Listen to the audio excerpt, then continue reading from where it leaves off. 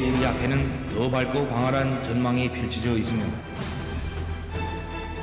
지하 핵시험을 성공적으로 진행하였다. 하루빨리 핵을 내려놓고 평화와 공동 발전의 길로 나오기 바랍니다. 핵무력 건설을 병진시킬 때 대한 새로운 전략적 노선을 제시하게 됩니다. 장성택을 공화국형법 제60조에 따라 사형에 처하기로 판결하였다.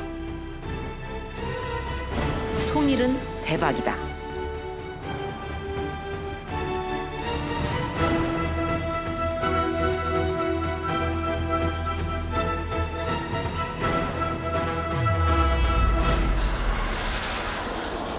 개성공단을 전면 중단하기로 하였습니다. 덕분에 사드 체계를 배치하기로 한미 동맹 차원에서 결정하였습니다.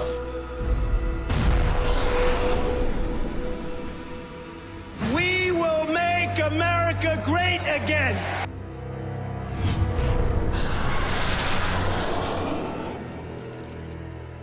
평화를 위해 동분서주하겠습니다.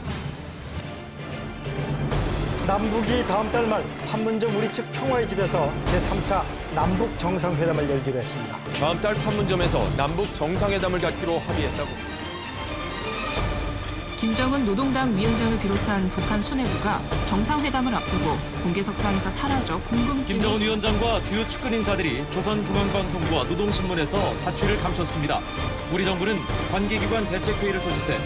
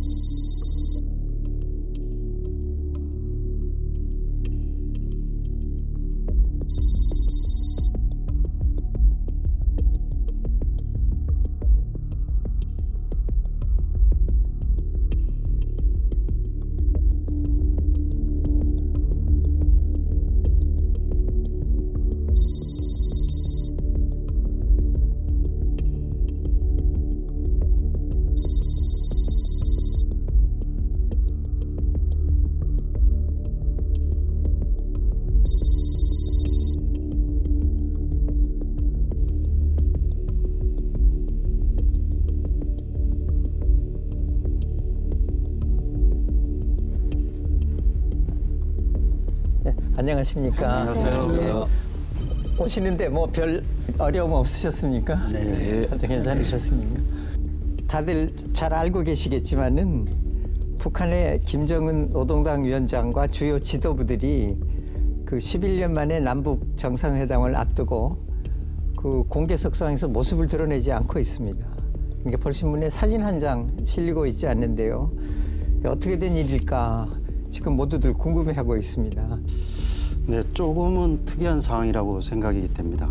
정상회담 스트레스라든지 그 과도한 음주를 하는 습관이 있기 때문에 그로 인해서 어떤 건강이 이상이 발생했을 가능성도 배제할 수 없습니다. 대북 특사단을 배웅할 때 김정은이가 손을 흔드는 모습을 봤습니다. 그런데 왜 제가 손을 봤는가 하면은 예전에 김정일이가 보면은 손이 굉장히 검붉었습니다. 손바닥에. 그래서 손바닥이 검붉다는 거는 간이라든지 어떤 혈관계통이 안 좋다는 그 표시입니다. 그래서 이번에도 TV를 보니까 흔드는데 젊은 나이인데도 아버지하고 똑같이 손바닥이 굉장히 검붉었습니다. 그로 인해서 어떤 건강이 이상이 발생했을 가능성도 배제할 수 없습니다. 제 견해는 조금 다릅니다. 김정은은 스스로 자기가 대범하다는 걸 굉장히 강조를 합니다. 그래서 한미연합훈련 때도 대외 활동을 하기 때문에 아마 지금은 이 정상회담 준비 때문에 좀 더 수기를 하고 있지 않나 그런 생각을 합니다. 북한도 이번에 남북 정상회담에 대외적으로 모든 것을 사활을 걸었다고 해도 과언이 아니라고 생각합니다. 그래서 이게 평안남도 평론군에 있는 당 문원고가 있습니다. 거기서 우리 6.15 회담이나 14선언 된 당 문원고가 각 그대로 있습니다. 그러면 여기에서 통전부나 경찰청부, 그다음에 외무성이나 국제부가 TF를 꾸려가지고 거기서 심도 있게 좀 전략을 짜고 한다 이렇게 보고 있습니다. 아버지 김정일 때도 그런 그 행방이 묘연했던 일이 많이 있었습니까? 예, 그렇습니다. 저희 정보기관의 대비 조사에 따르면요. 김정일 국방위원장이 30일 이상 공식 석상에서 사라진 것은 총 18회에 달합니다. 김일성 사망 직후 무려 87일 동안 모습을 감춰가지고 온갖 추측이 난무하기도 했었는데요.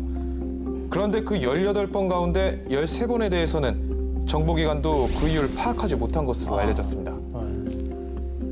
국방부 연결돼 있지요? 네, 대기 중입니다.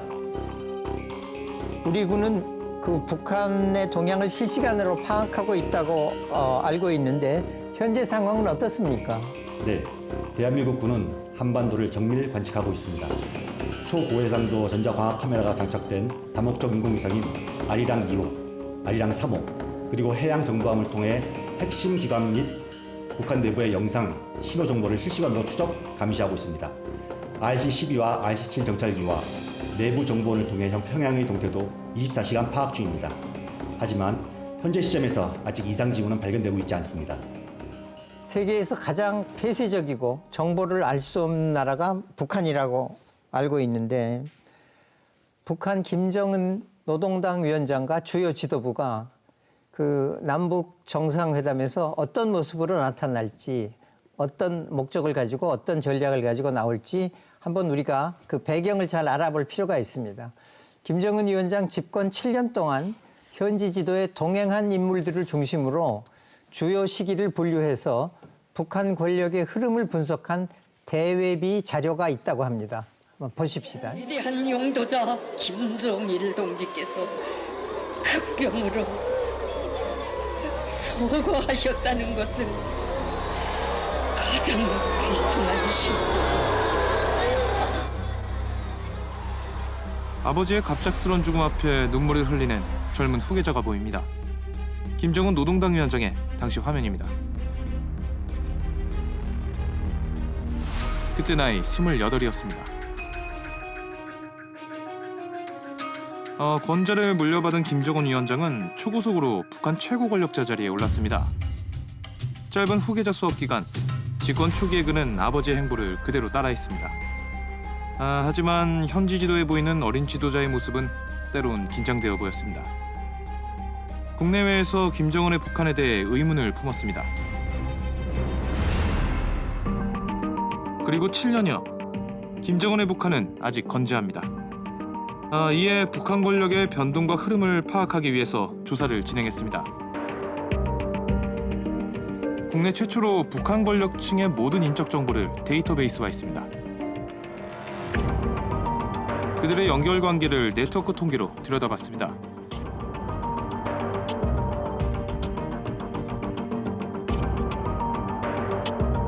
아, 6개월이 걸린 조사 연구 끝에 평양의 파워 엘리트, 그들의 사회 연결망을 분석할 수 있었습니다.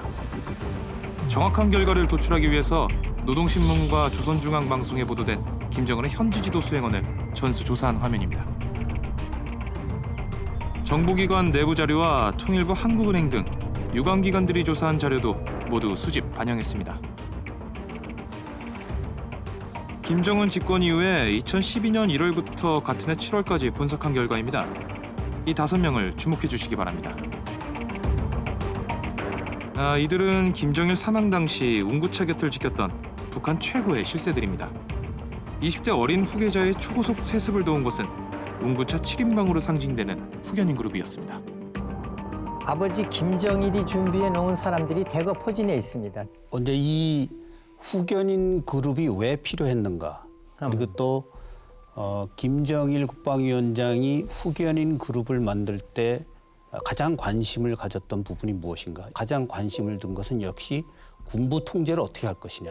7인방 중에 4명이 군부입니다. 이영우 총참모장, 그리고 김영춘 인민무력부장, 그리고 우동추 국가안전보위부 1부부장, 그리고 김정각 총정치국 1부국장, 이 4명이 포진이 돼 있었습니다. 그런 것을 보더라도 군의 전폭적인 지지와 지원을 받으면서도 서로 상호 견제할 수 있는 구도를 만들었다. 김정은이가 그 의지하고 관계없이 이 후견인들하고 통치를 같이 해나갈 수밖에 없는 시기입니다. 그래서 이 기간은 6개월의 기간은 김정은과 후견인들의 공동 통치 기간이다.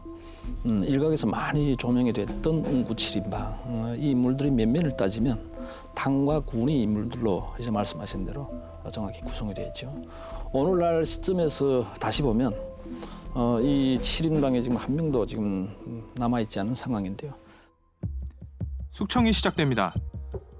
보시는 화면은 북한의 대규모 열병식 장면입니다. 지휘관이 리영호입니다. 열병식을 시작하겠습니다. 조선인민군 총장의장, 조선인민군 가수 리영호. 리영호는 군사 분야에서 김정은의 스승 역할을 한 인물입니다. 회의에서는 리영호 동지를 모든 직무에서 해임하기로 결정했습니다. 군부 최고 실세 리영호를 숙청한 김정은은 아버지의 사람들을 차례대로 퇴장시켰습니다. 리영호 숙청 이후 어떤 인물들이 부각됐는지 한번 살펴보겠습니다. 아버지의 사람들이 밀려난 자리는 고무부 장성택의 가족과 측근들로 채워졌습니다. 이때가 장성택의 전성기였습니다. 하지만 전성기는 길지 않았습니다. 김정은은 최고 권력자로 거침없이 힘을 휘두릅니다. 집권 2년이 지난 김정은 위원장에게 초기의 긴장감은 찾아보기 힘듭니다. 전하의 만고 역적 장성택에 대한 조선민주주의인민공화국 국가안전보위부 특별 군사재판 진행. 2013년 12월에 김정은은 고무부이자 북한 권력 2인자였던 장성택을 공개 처형하는데요. 아버지가 마련해준 후견인뿐만 아니라 고무부까지 전격적으로 숙청한 김정은은 집권 2년 만에 명실상부한 북한의 최고 지도자로 자리매김했습니다. 장성택 처형 전후 군사 분야 인물들의 변화도 두드러집니다. 분석 결과 1위부터 4위까지가 전원 교체됐는데요.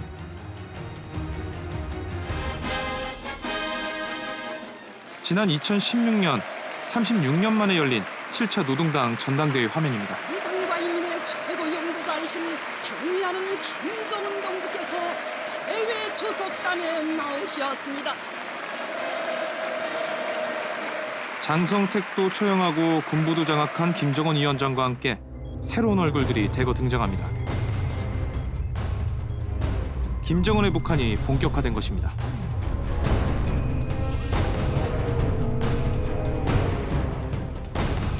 7차 당대회 이후 김정은의 현지 지도 수행을 분석한 결과 유일하게 군관계 업무를 보는 황병서를 빼놓고는 모두 당 관료로 바뀌었습니다.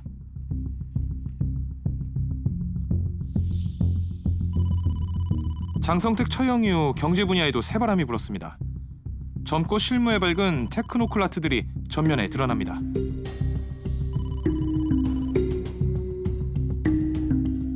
김정은은 인사를 할 때 능력을 중시하는 것으로 알려졌는데요. 김정은의 목표를 뒷받침할 수 있는 사람들이 대거 출연했습니다. 김정은은 오수용, 한광상, 마원춘과 같은 현장에서 잔뼈가 굵은 테크노크라트와 경제통을 자신의 곁에 두기 시작했습니다. 이영호는 정말 우리로 말하면 흑수저였습니다. 순수 뼛속까지 그 군인이라는 그 말을 듣는 순수 야전 군인이었거든요. 거기에다가 김정은의 스승이었습니다. 김정은이가 김일성 군사종합대학에서 공부할 때 포병학을 가르친 그 스승이었거든요. 아버지가 짜놓은 구도대로 움직이는 나는 꼭두각시는 아니다. 나는 나의 정치를 하겠다는 의지를 보여주는 겁니다. 그때 딱 좋은 인물이 이영호였습니다. 왜 그런가 하면 야전군은 외롭습니다. 그렇기 때문에 가장 벼락출세했지만은 가장 약한 고리였다. 측근 세력들을 친위 세력으로 이제 재구축하는 그 친정 체제를 강화하는 부분인데 그 부분에서 이제 이 후견인 세력들을 과연 어떻게 관리할 것인가 이 부분에 대한 분명한 고민이 있었을 것입니다. 좀 다르게 해석을 하면 유일 영도 체계를 구축하는 하나의 신호탄이 됐다. 김정은 시대에 들어와서 리용호라든지 아니면 현영철이라든지 실제 이제 군부 실세들을 제거하고 당의 주요 인물들을 군의 요직에 배치하기 시작했습니다. 그래서 기본적으로 사회주의 국가는 이제 당 국가라고 해서 당이 지배하는 국가 형태인데 김정은 시대에 들어서는 이른바 사회주의의 어떤 당 국가를 복원하는 일련의 과정이었다고 볼 수 있습니다. 근데 장성택 숙청의 좀 다른 점은 다른 사람들 숙청이 한 사람으로 끝나는데 장성택의 경우는 여러 사람이 함께 숙청된 걸로 알고 있는데 그 부분이 오히려 장성택을 숙청할 수밖에 없는 이유였다고 봅니다. 장성택의 사람이라고 불리는 사람들이 특히나 행정 분야와 재정 분야를 장악하고 있었기 때문에 장성택이는 우리가 여기서 보는 시각하고 북한 내부에서 보는 시각하고 차이가 확연히 있습니다. 장성택이는 사법검찰 다 손에 쥐어줬습니다. 행정부장으로서. 그런데 이 사람이 국가보위부 특별재판을 받고 마지막에 체포됩니다. 이거는 뭘 보여주냐면 사법검찰이 나한테 대들 수 있는 체제가 아니다. 이거를 보여준 겁니다. 저는 북한을 볼 때 우리나라가 자꾸 북한을 사회주의 국가의 틀에서 보게 되면 혼동을 일으키는데 북한은 엄밀하게 왕조 국가입니다. 왕조 국가이기 때문에 왕이 공식적으로 즉위를 하고 나면 법무부도 사실은 고개를 숙였어야 되는데 그 부분이 조금 늦어진 거죠. 장성택 처형 이후에 새로운 낯이 익지 않았던 인물들이 전면에 대거 등장했습니다. 특히 7차 당대회 이후 특이한 점이 눈에 띕니다. 군 관계 업무를 보는 사람은 황병서 한 명밖에 없습니다. 북한의 역사상 이런 적이 한 번도 없었거든요. 군의 반발 같은 것도 상당했을 것 같은데 어떻습니까? 16년 7차 당대회 당시에 정치국에 군부가 7명이 포진을 했었습니다. 그런데 이제 17년 전원회의 때는 이제 3명만 유임이 됐습니다. 그래서 집권 초기부터 당에서 이제 군부의 영향력이 상대적으로 계속 지금 감소되고 있는 상황이었다. 북한에서 소련이 1990년대 소련이 동굴압한 무너진 원인 첫째를 어떻게 분석하냐면 군대가 비정치화됐다. 당의 용도를 받지 못했기 때문에 명령을 내려서도 집행을 안 했다. 탱크가 가다가 주민들한테가 인민들이라고 쏘지 못하고 돌다녔다. 이렇게 하고 있습니다. 북한의 경우 군의 지휘관이 마음대로 지휘를 못하죠. 평시에는 자체로 한 개 무장 집단 2명도 움직이지 못합니다. 장성택 숙청이 김정은 정권의 가장 큰 분기점이었던 것 같습니다. 장성택 처형 후 분석 결과를 보면 경제 분야에서도 새로운 인물들이 대거 현지 지도를 수행하기 시작하는데요. 오수용, 한광상, 마원춘 모두 실무에 강한 그런 사람들이 새롭게 등장하는 것 같습니다. 급조된 후계 체제와 권력 승격이 그리고 유일 체제 구축 과정에서 가장 중시를 했던 부분 중에 하나가 자칭 김정은 시대의 정책 비전을 제시를 하게 됩니다. 경제강국 건설, 과학강국 건설 여러 가지 정책적 비전을 많이 제시를 하죠. 이런 와중에 지금 말씀하신 대로 과거 경제 분야에서 실무관로로 인정을 받았던 이러한 인물들이 대거 발탁이 되게 됩니다. 마원춘이거든. 왜 그러냐면 이번에 인사를 개편하는 거 보면 김정은은 철저하게 실무주의자, 실용주의자를 선호합니다. 이제 마원춘이가 술을 먹고 한번 낙마됐던 적도 있고 혁명화 갔던 적도 있고 다 있는데 이 사람은 무슨 특기를 가지고 있냐면 중국에 나와서도 건축물 한번 보게 되면 거기서 눈으로 시각으로 봐가지고 이 원가를 분석 계산해내는 사람입니다.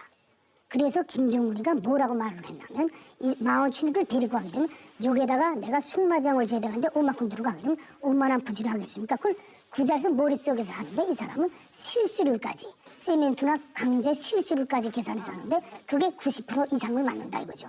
그래서 마원춘이는 그렇게 술 먹고 수령의 권위를 훼손해서도 비판소로만 대체하고 아직까지 살아있다. 한 가지 이제 실용성과 관련해서 김정은 집권 이후에 이제 과학기술 중시 노선 이 부분도 한번 좀 잘 들여다볼 필요가 있습니다. 평양을 제가 2007년도에 갔었는데 그 이후에 이제 미래과학자 거리 거기에 핵 미사일 기술 과학자들이 거기 거주를 한 정도로 이제 우대 정책을 취하고 있는데 6년 동안에 이제 4번의 핵실험을 하고 약 50여 회의 미사일 발사를 하게 됩니다. 결국은 김정은 정권이 안정적으로 구축하는 데 상당히 기여를 했다. 나이가 들었더라도 능력이 있으면 기용하는 참 이런 모습도 굉장히 실용적인 모습을 볼 수 있습니다. 예를 들면은 태종수 전 부총리 같으면 나이가 81입니다. 81인데도 그 중화학공 이런 데 분야 전문가이기 때문에 다시 지난해 10월달 당전에서 발탁을 했거든요. 아니 나이 많은 사람도 등용한다니까 제가 제일 반갑습니다. 조 의원님. 예, 김정은은 2013년 3월 30일 당 중앙위 전원회의에서 처음으로 이제 자기 육성을 공개하면서 등장하기 시작했습니다. 이때 내걸은 것이 경제 건설과 인민 생활의 향상입니다. 그리고 북한 주민들에 대해서 더 이상 허리띠를 졸라매지 않게 하겠다라고 했습니다. 그래서 자신의 어떤 국정 목표를 관철시킬 수 있는 이런 어떤 테크노크라트들을 선호하는 이런 경향이 있다고 볼 수 있습니다. 특히 그 김정은은 교육혁명을 통해서 아까 우리가 실용, 과학기술 얘기를 했는데 영어 교육에 전폭적인 지원을 하고 있는데요. 우리가 입수한 북한 내부 영상을 한번 보시죠. 재미있을 겁니다. 평양의 한 학교 내부 영상입니다. 학생들은 일주일에 2시간씩 영어 수업을 받습니다. I'm Miss, I'm not Sir. Sir 하는 것은 남자 선생님에게 하는 것이고 Miss 하면 여자 선생님입니다. 다시 한번 해보세요. Morning class. Morning Miss. Good, very good. Sit down. How are you? 영어 수업은 읽고 말하는 능력을 키우는 데 집중돼 있습니다. 우리가 어디까지 배웠나요? 범은 함성 준비됐습니까? 그러면 제일 잘 듣는 놈. Any volunteers? Any volunteers? 누가 해보겠습니까?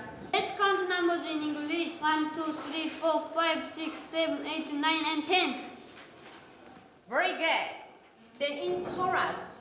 1, 2, 3, 4, 5, 6, 7, 8, 9, 10. Once more.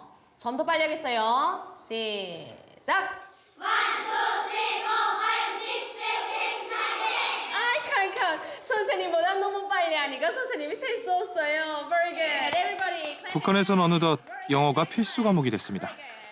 김정은 노동당 위원장이 집권한 7년 동안에 북한 내부가 빠르게 변화하고 있는 것은 분명합니다. 근데 변화하는 면도 있고 또 변화 안 하는 면도 있겠죠.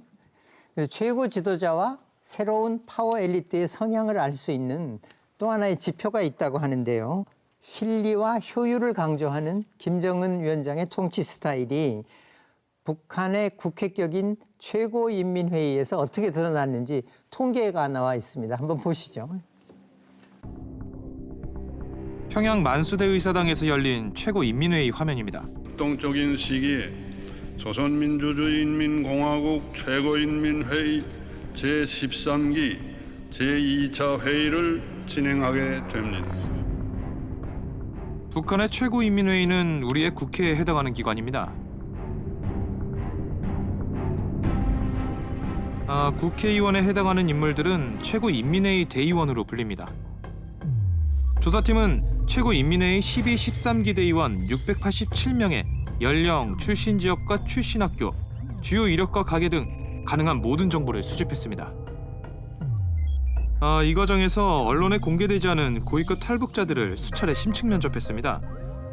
대의원들의 사회 연결망을 면밀히 조사해서 상위 100명을 추출한 후 표본을 한번 내봤는데요. 예, 결과입니다. 김정은 시대인 13기 대의원의 평균 나이는 김정일 시대인 12기에 비해 5살이 어려졌고요. 출신 지역과 출신 대학도 다양해졌습니다. 북한 체제를 떠받치고 있는 핵심은 김일성과 함께 만주에서 활동한 항일 빨치산들입니다. 이들 역시 세습하는 경우가 많았습니다. 하지만 김정은 시대인 13기 최고인민회의에서는 항일 빨치산의 세습 비율마저 급격히 줄었습니다. 북한의 최고인민회의를 우리 국회와 같다라고 하는 건 위상한 입법부라는 권한을 가지고 있는 건 맞지만 사실은 저는 우리 국회의원들이 무지 기분 나쁘실 거라는 생각이 듭니다.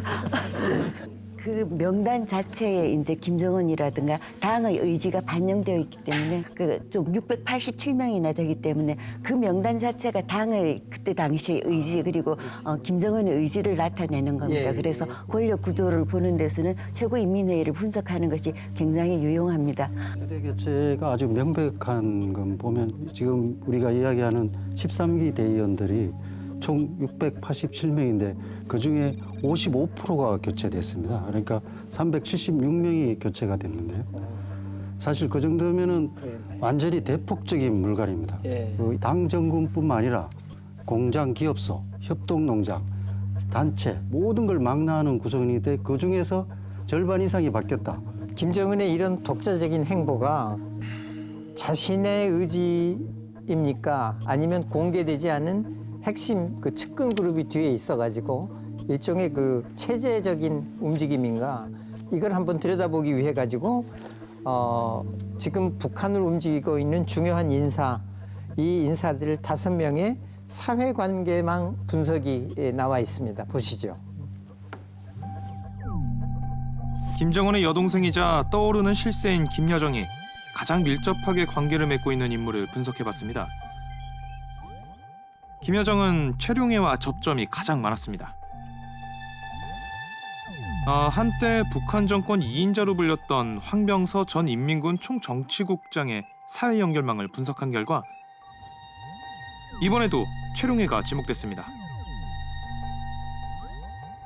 주요 인사들이 모두 최룡해와 연결관계가 큰 것이 확인됐는데요.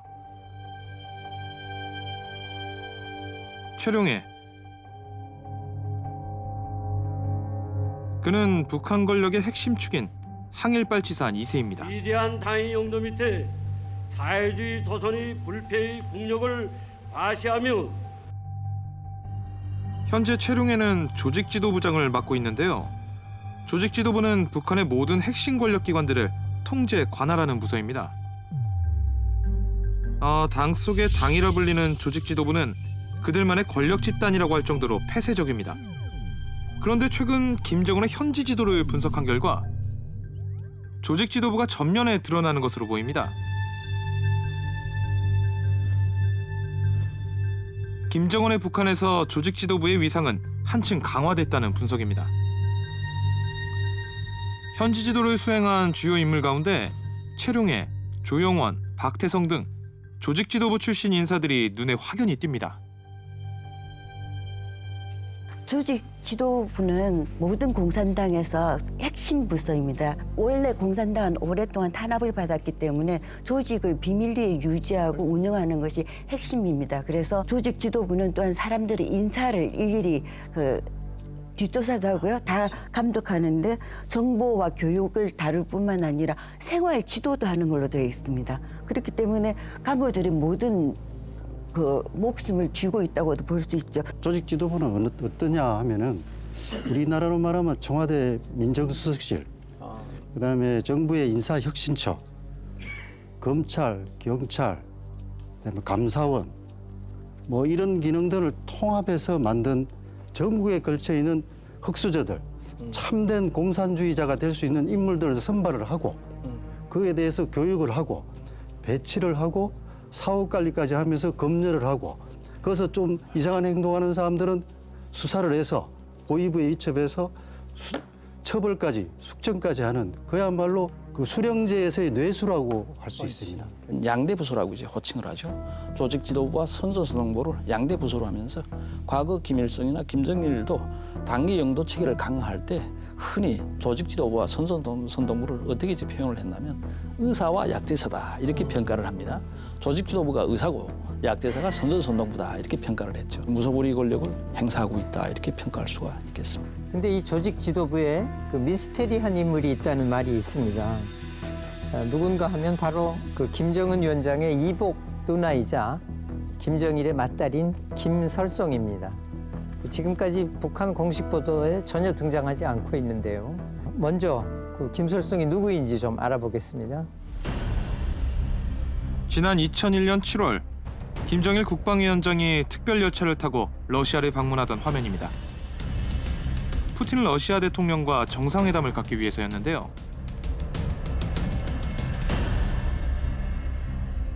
시베리아 횡단 열차에서 24일 동안 김 위원장을 그림자처럼 수행했던 플리코프스키.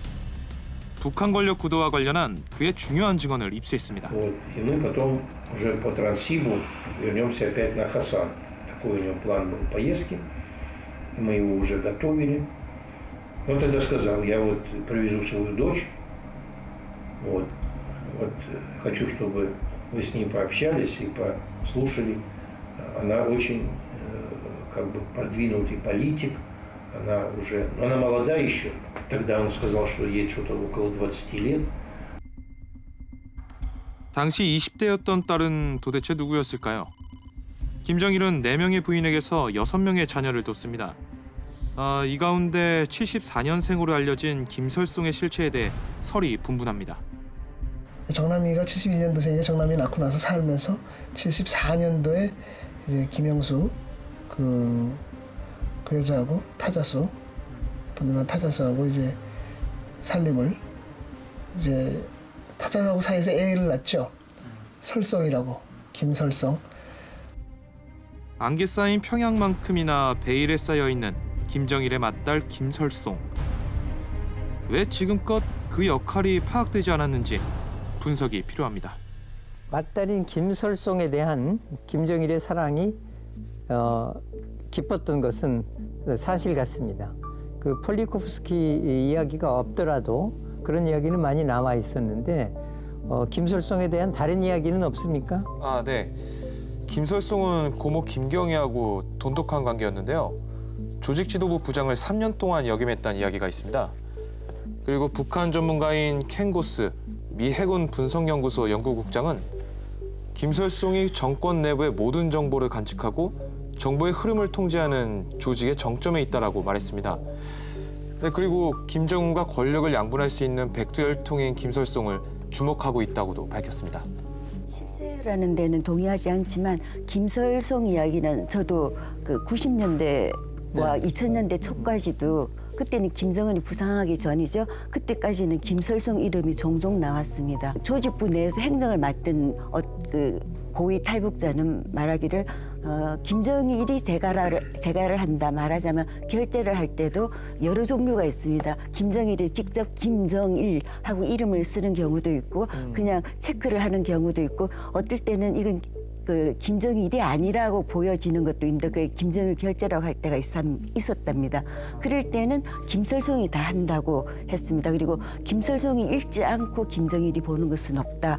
그런 이야기까지 있었기 때문에 김설송이 김정일 밑에서는 역할을 굉장히 했다라고는 우리도 생각을 합니다. 이거는 제가 왜 반박을 하냐면 북한에서 조직부에서 있으면서 그 올라오는 문건을 다 컨트롤했다 하게 되면 그거 보고 그다음에 아버지한테 올려버렸다는 거는 북한의 내부 엘리트 중에 소문이 납니다.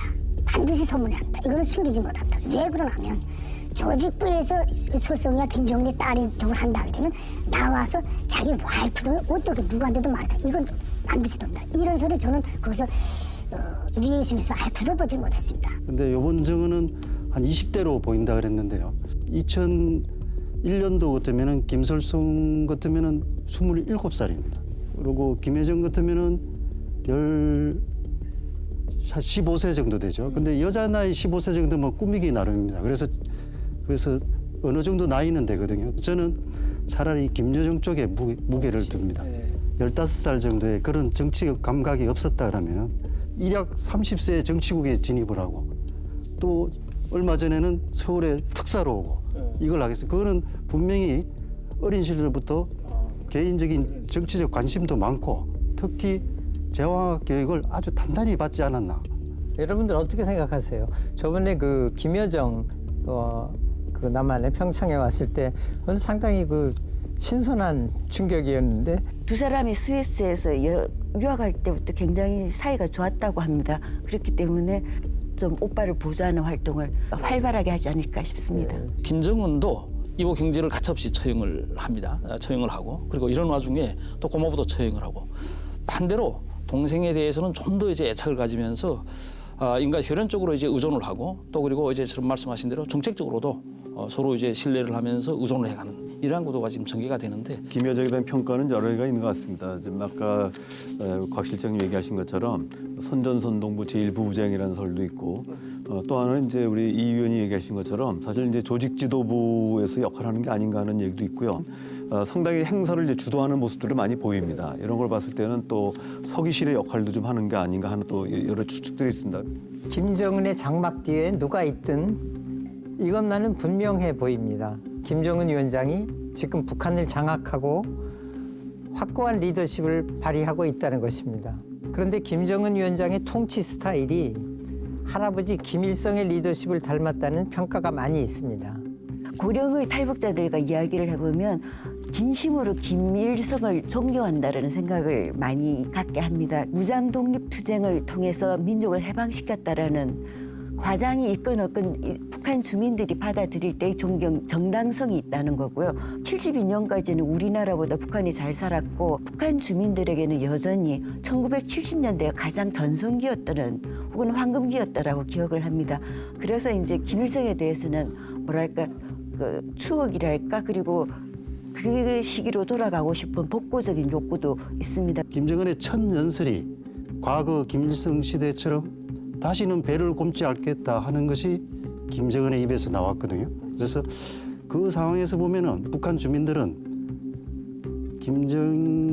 김일성이 다시 태어난 느낌을 가지고 실제적으로 우리 핵 보유 강국이 돼서 더 잘 살 수 있다는 그런 걸 심어줘서 지금까지는 나름대로 성공을 했다고 저는 봅니다. 김일성에 기대어가지고 북한을 완벽하게 통치하려는 김정은의 생각은 그의 발언에 그대로 드러나 있는데요.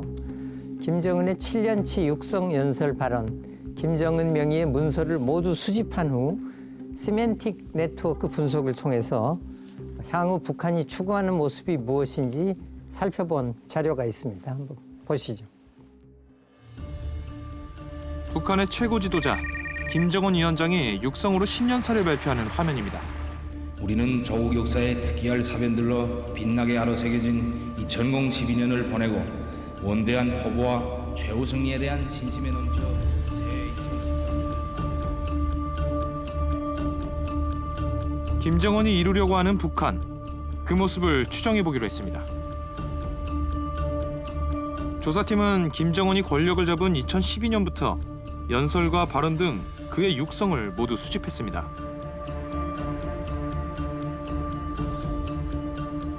그리고 신년사와 연설, 당대회 보고서 등에서 김정은이 자주 쓰는 단어를 전수 분석했습니다.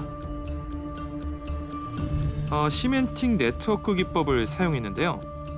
문장의 배열, 단어의 연결관계의 차등을 둬 수치화했습니다. 많이 쓰는 단어의 빈도수가 아니라 내심 중요하게 생각하는 단어를 추출하는 것이 목적이었습니다. 28살의 권력을 넘겨받은 김정은. 집권 1년 차, 그가 내뱉은 말과 글 속에 담겨있는 단어들을 한번 살펴보겠습니다.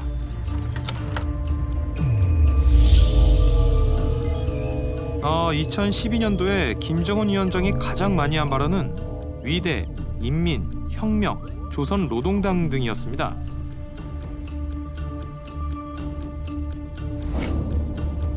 하지만 단어들의 연결관계를 분석한 결과는 놀라웠습니다. 전성기, 강성부흥, 유훈 등 그들 스스로 전성기라고 생각하는 김일성 시대로의 향수가 보입니다. 북한에서 김일성 주석의 카리스마는 대체 불가입니다. 조사팀은 러시아와 중국 일대의 군사문서 보관소 등을 1년여 동안 접촉했습니다. 그리고 김일성 주석과 관련된 극비 자료를 입수하는 데 성공했습니다. 여기 보시는 것처럼 조사팀이 입수한 비밀 서류에 88 국제여단 소속 김일성이라는 이름이 선명하게 적혀 있습니다. 88 국제여단은 중국에서 일본군에게 쫓겨 소련으로 넘어온 빨치산들로 구성한 부대입니다. 두 번째 문서에는 대위 김일성에게 훈장을 준 사유가 기재되어 있습니다. 소련군 적기 훈장 수여라는 제목에 1930년대 만주에서 항일빨치산으로 활동했기 때문이라고 적혀 있습니다. 네, 이 화면은 완주에서 김일성과 함께 항일 빨치산으로 활동했던 이재덕의 모습입니다. 그동안 접근이 안 되었던 현재 유일한 생존자입니다. 처생 유지되어 진해청서 최걸린다. 주요 내가 처생도 유지되어 거명진 주여서 진을 정린다. 북한은 정권의 정통성을 김일성 주석의 만주 항일투쟁에서 찾습니다. 주 무대가 백두산이었다며 백두열통이라고 신성시하는데요. 김일성 주석은 1930년대 항일 무장투쟁 보고서를 자필로 작성해 상관에게 보고했습니다. 저희 조사팀이 최초로 입수한 보고서에 김일성이란 서명이 뚜렷합니다. 그는 당시의 만주를 조선 사람들이 밀집해 거주하고 문화 수준이 높아 항일 투쟁하기에 최적의 장소로 평가했습니다. 스스로를 왕청유격대 정치위원으로 기재했습니다. 유격대 인원은 90명, 무기는 소총 70자루와 권총 10자루라고 자세히 적었습니다. 항일 무장투쟁 경력을 앞세워 강력한 카리스마로 북한을 호령했던 김일성. 그리고 할아버지의 강한 리더십을 담고 싶어하는 김정은 위원장. 그는 할아버지 시대처럼 인민들이 굶주리지 않는 강한 나라를 꿈꾸고 있습니다. 조사팀의 단어 분석 결과가 그의 속마음을 짐작케 합니다. 그의 목표는 분명합니다. 이를 위해 김정은은 아버지가 마련해준 인물들을 숙청하며 자신의 독자적인 정치를 보이기 위해 애썼습니다.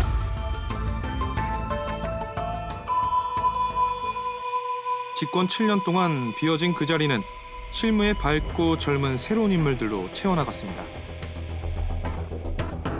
최고 권력기구인 정치국에 대한 대대적인 인사개편도 단행했는데요.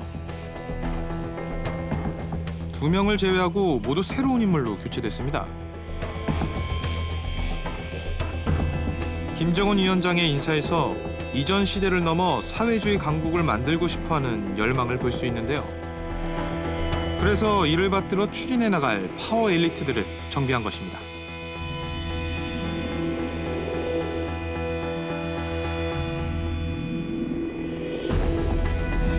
가장 최근인 작년, 자기 정치를 시작한 김정은의 발언 속에는 어떤 생각이 담겨 있는지 한번 분석해봤습니다.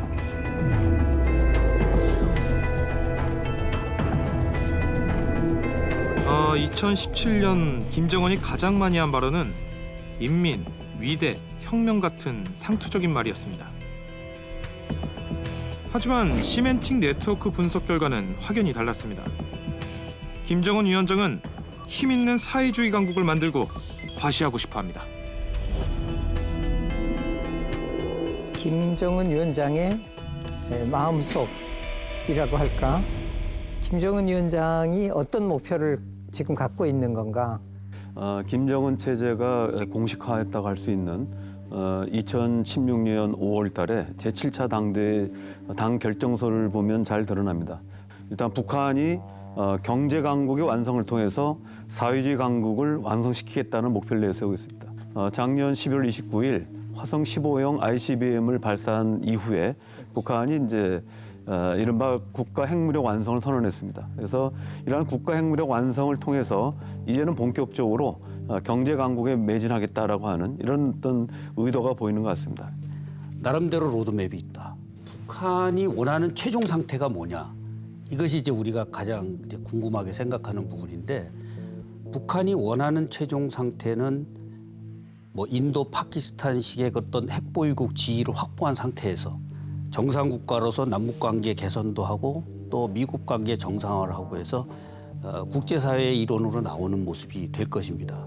그 과정을 통해서 이제 제재도 완화하고 인민 경제 문제도 해결할 수 있으리다라고 이제 판단을 하고 있는 것 같고. 김정은의 그 체제 운영 목표는 분명히 사회주의 강국 건설입니다. 그 수단은 그 경제 핵 건설 병전 노선이고요. 어떤 핵을 가진 상태에서 사회주의 강국 그 강성 국가를 만드는 거거든요. 백두산에 12월 8일 날 김정은이가 12월 8일 날 단독으로 올라갔습니다. 거기에서 마지막 결심이 이루어지지 않느냐. 지난해 10월에 열린 그 노동당 중앙 전원회의에서 김정은 위원장이 정치국의 핵심 간부 상당수를 새로운 얼굴로 교체를 했죠. 이쯤 되면은 세대 교체가 공식화됐다 하고 볼 수가 있겠습니까? 볼 수 있을 세대 것 같습니다. 교체다. 네. 아까 우리 곽 실장님이 얘기하신 것처럼 김정은이 작년 12월 8일 날 백두산에 홀로 올라가서 중요한 어떤 정책 결정을 하는데 이 부분에 대해서 일사불란하게 당이 뒷받침해 줄 수 있는 그런 그 인원을 요구하기 위해서는 결국 세대 교체, 김정은의 임무를 다 바꿔야 된다고 생각합니다. 어떤 방식이 됐든 간에 체제 안전 보장이 된다면 핵에 대해서도 검토할 수 있다라고 하는 또 중대한 방향 전환을 한 게 아닌가 생각하고요. 이런 부분을 하기 위해서는 당내 반발, 군부의 반발이 예상되기 때문에 이런 부분의 사전 정비 차원에서 지난 10월 7일 날 세대 교체를 완전히 이룬 게 아닌가 하는 생각을 해봅니다. 정치국 사무위원 같으면은 김영남을 빼놓고 저는 교체했고요. 5명 중에 4명이 된 거니까. 정치국 위원은 양영선만 빼고 저는 교체했습니다. 그래서 정치국 후보위원 같은 경우에도 15명에서 11명으로 줄이고 100% 교체했습니다. 뭐 이런 것들은 이제부터는 자기 정치를 하겠다. 자기 인물을 데리고 정치를 해나갔다는 것을 아주 강하게 보여주는 거라고 생각합니다. 작년 10월 달에 7기 당전원회 하면서 이 대북 지지를 헤쳐나가려면 젊은 사람들을 교체해야 되는 건 사실이다. 능력 있고 젊은 사람들, 이게 필요했습니다.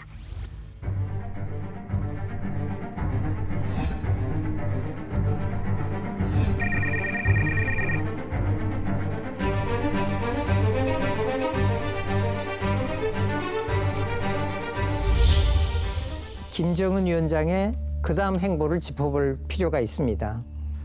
실제로 남북 단일팀에 특사단까지 파견을 했습니다. 그리고 11년 만에 남북 정상회담까지 개최하기로 결정을 했죠. 이제 남북 정상회담이 한 달여 앞으로 다가왔습니다. 김정은 위원장과 새롭게 등장한 파워 엘리트들이 과연 어떤 목표를 가지고 어떤 전략으로 회담에 임할지 궁금합니다.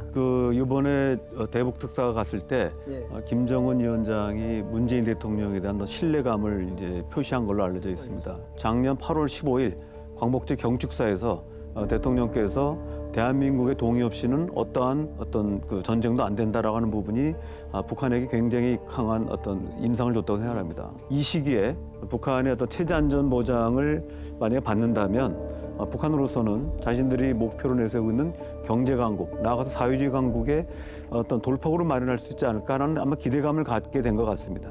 두 가지를 좀 지적하고 싶은데요. 핵을 정말 버릴 것인가? 국제 정치에서 핵실험 성공하고 핵을 버린 나라도 없고 리비아라는 반면교사가 있어서 북한은 핵을 포기하지 않을 겁니다. 트럼프 대통령과 공화당은 북한과 합의를 한다는 것이 얼마나 의미가 있는가에 대해서 회의적이기 때문에 틀림없이 철저하게 검증을 먼저 하자고 할 겁니다. 그런데 그러면 김정은은 과연 검증을 받고 핵을 포기하면서 평화를 보장받으려고 할 것인가? 그 부분은 근본적으로 고민을 해봐야 된다고 봅니다. 우리가 좀 전망적으로 아주 좋게만 볼 수 없는 게 정의용 특사를 만났을 때 거기 누구 참가했습니까? 통전 부장하고 김여정밖에 안 참가했습니다. 기존에 김정일이도 김양걸만 참가시켰습니다. 명백합니다. 이거는 뭐냐면 뭘 말해주냐면 그 엘리트에서도 여 문제만은 여 사람 이상 또 벗어나가지 못하게 여기서 비핵화 문제가 아직 북한의 노동신문에서 비핵화 소리 안 나옵니다. 지금 북한 내에서 비핵화에 대한 언급이 안 나오는 이유는 일단 자신들이 여러 가지 안을 제시했는데 뜻밖의 미국이 다 받았단 말이에요. 그래서 이 부분에 대한 어떤 전략적 고민, 아마 북한 지도부는 장고의 장고를 거듭하고 있는 게 아닌가 생각을 합니다. 미국 정상회담이 지금 이렇게 열리게 된 거는 딱 세 단어입니다. 비핵화라는 말을 북한이 했기 때문입니다. 근데 분명한 거는 그 북한 비핵화가 아니고 한반도 비핵화, 나아가서 세계의 비핵화입니다. 북한이 이야기하는 거는. 그걸 분명히 우리가 인식을 하고, 그래서 분명히 우리가 너무 트럼프와 김정은이가 굉장히 아주 성격이 화끈하기 때문에 빨리 끝날 것이다 이렇게 보는 거는 상당히 좀 위험하다고 보고 작년까지 그 연이은 핵과 미사일 도발 때마다 김정은 위원장의 미치광이 뭐 폭주하는 인물로 묘사되는 일들이 있었죠. 하지만 김정은은 강성대국이라는 목적을 달성하기 위해서 젊고 실무에 능한 인물들을 발탁하는 모습을 보이고 있습니다. 우리 문재인 대통령과 우리 정부가 이런 김정은 위원장을 상대하기 위해서 가장 명심해야 할 지점은 무엇이라고 보십니까? 어쩌면 오늘 가장 핵심적인 그런 화두가 되겠습니다. 한 가지 명심해야 되는 건 북한은 끝으로는 독재국가의 특성상 끝으로는 크고 과감한 제안을 할 수가 있습니다. 그런데 우리는 그렇게 과감한 제안을 선뜻 받아들일 처지가 아닙니다. 국제사회와의 협력도 고려해야 되고 우리 내부 여론도 살피지 않을 수가 없습니다. 그 부분을 고려해서 굉장히 비관적인 회담 시나리오를 준비를 하고 우리가 남북 정상회담, 미북 정상회담을 논의하고 이렇게 있지만은 이 순간에도 북한에서는 핵 기술자들은 핵무기를 개발하고 있다는 사실을 잊어서는 안 됩니다. 신년사에서도 분명히 평창올림픽 참가의 그 대화 유화 제스처를 보였지만은 또 핵무기를 대량 생산해서 실전 배치할 것을 지시했습니다. 신년사를 통해 공개 지시를 한 상황입니다. 일종의 스탠딩 오더입니다. 이거는 하지 말라는 지시가 내리기 전까지는 진행이 되는 상황입니다. 무엇보다도 한반도의 군사적 긴장을 초래한 이런 어떤 그 북한 핵 문제에 대한 그 끈을 놓쳐서는 안 된다고 생각합니다. 우리 정부는 중국, 일본, 러시아와 긴밀한 협력을 통해서 이런 비핵화의 과정들 또 남북 정상회담과 미북 정상회담의 그 진행 과정들에 대해서 설명해주고 이해를 구함으로써 북핵 문제가 한반도의 평화와 안정을 가져오는 이런 어떤 그 궁극적 해결의 계기를 잡아야 된다고 생각합니다. 이제 우리는 이제 그 김정은을 더 이상 경험 없고 패기만 넘치는 젊은 지도자로 그렇게만 인식해서는 안 될 것이다. 김정은이 그동안에 치열하게 권력을 장악하고 또 그 체제 생존을 위해서 국가를 경영해왔던 그 과정을 좀 더 면밀하게 들여다볼 필요가 있다는 거죠.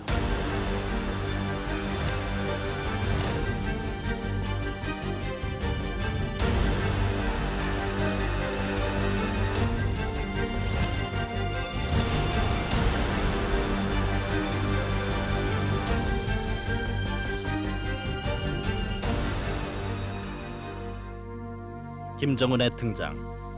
7년의 시간이 흘렀다. 경제강국 건설은 오늘 사회주의 강성국가 건설 위협 수행에서 전면에 나서는 가장 주요한 과업입니다.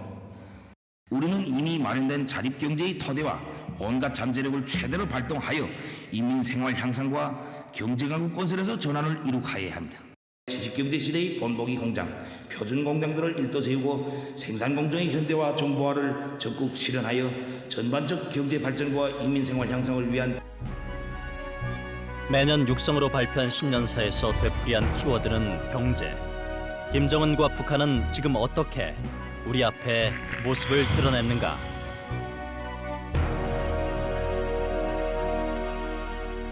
한 용도자 김정일 동지께서 극경으로 서거하셨다는 것은 가장 비통한 실정입니다.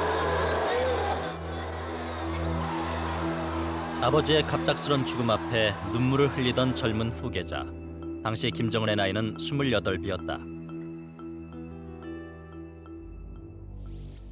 권좌를 물려받은 김정은은 초고속으로 북한 최고 권력자 자리에 올랐다. 턱없이 짧았던 후계자 수업. 집권 초기 김정은은 아버지의 행보를 그대로 따라했다. 하지만 국내외에선 김정은의 북한에 의문을 품었다. 과연 저 어린 지도자가 무엇을 할 것인가? 당시로서는 뭐 30이 안 된 지도자가 등극했기 때문에 우리로서는 100세 고령화 시대에 당연히 지도자의 나이를 갖고 평가를 할 수밖에 없죠.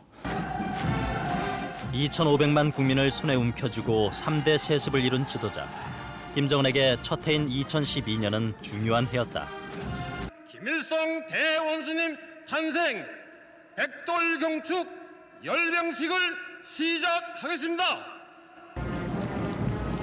김일성 탄생 100주년이자 아버지 김정일이 이루고자 했던 이른바 사회주의 강성 대국의 원년이었기 때문이다.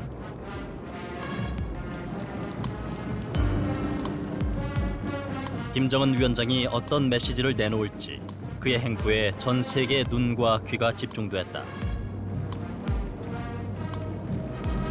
김정일 사망 직후에 북한의 양양섭 최고인민회의 상임위원회 부위원장은 일본 언론과 인터뷰에서 외국 언론과 인터뷰에서 김정은 위원장이 경제 개혁을 검토하고 있다라는 얘기를 했습니다. 김정은 위원장이 해외 경제 개혁 사례를 검토를 하면서 그것이 자본주의 방식이든 어느 나라 중국식이든 베트남식이든 그것을 보고서 우리가 받아들일 수 있는 것이 있는지 허심탄회하게 검토하고 이야기하라고 말했다는 그런 소식들이 흘러나오기 시작을 했습니다. 2012년 중국 단둥에서 열린 무역 박람회의 모습을 드러낸 김정은의 북한. 당시 김정은 체제가 박람회를 통해 개혁 개방으로 가는 첫 걸음을 떼는 것은 아닌지 전문가들의 관심이 모아졌었다.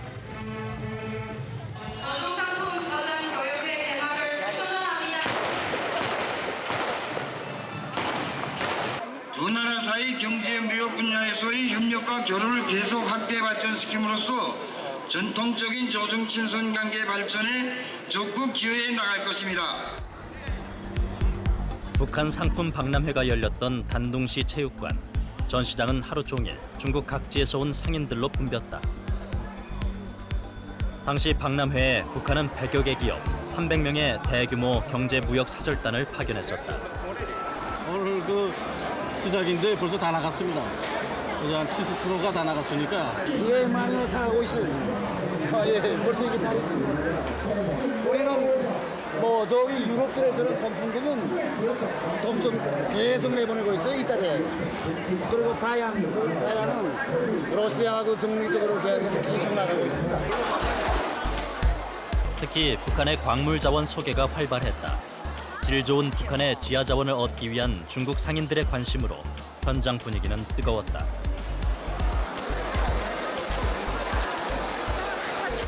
우리가 제일 지금 관심 많은 거는 주로는 광산 자원, 그러니까 이제 주로 윈탄 그리고 이제 철광석 자원입니다.